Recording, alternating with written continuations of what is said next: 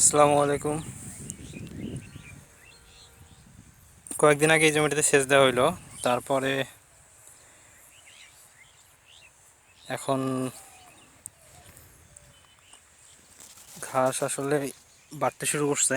এই দেখেন কি পরিমাণ ছাড়ছে, কুশি ছাড়ছে। এটাতে দেখেন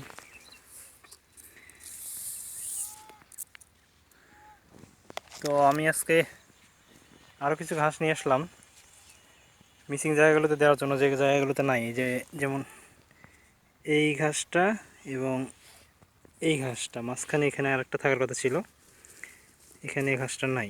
তো এরকম অনেক আছে, তো ওই জায়গাগুলোতে ঘাস লাগাই দিব। সেজন্য আমার পুরনো ওই জমিটা, পুরনো একটা জমি থেকে আর কি, পুরনো যে জমিটা আমি করতে ফেলতেছি, মানে এবার ঘাস আর করবো না, যেটাতে আলু করব সেটা থেকে নিয়ে আসছি যে এটা। তো এটা লাগাই দিব, এগুলো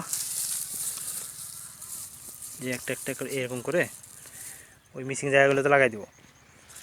তো এই যে এখানে কয়েকটা লাগাইছি দেখেন, যেটা লাগাই দিলাম আজকে এখানে, এই যে তারপরে যেটা, তারপরে এখানে কয়েকটা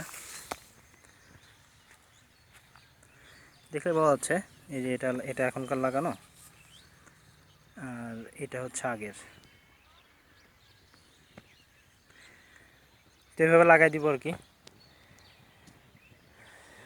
দেখি কতদূর হয়।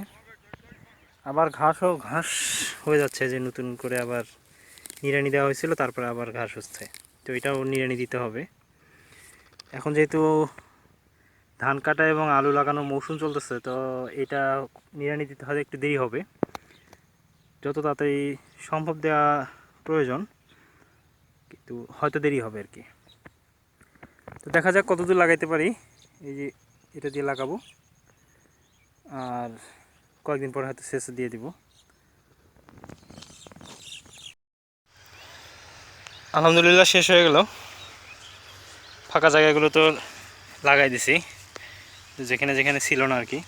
তো এইটা হচ্ছে ড্রেন, সাইড দিয়ে ড্রেনটা একটু ঘন করে লাগাই দিলাম। এই একটা গাছ, আর এই একটা গাছ ছিল, সরি এই একটা গাছ আর ওই একটা গাছ ছিল।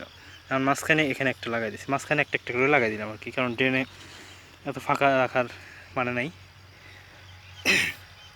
তো আজকে এই পর্যন্তই। সূর্য প্রায় ডুবে ডুবে অবস্থা। গরুর জন্য ঘাস কেটে বাড়ি যাব। তো সবাই দোয়া করবেন, আল্লাহ যেন আমাদের চাষাবাদে বরকত দান করেন। আসসালামু আলাইকুম, আল্লাহ হাফেজ।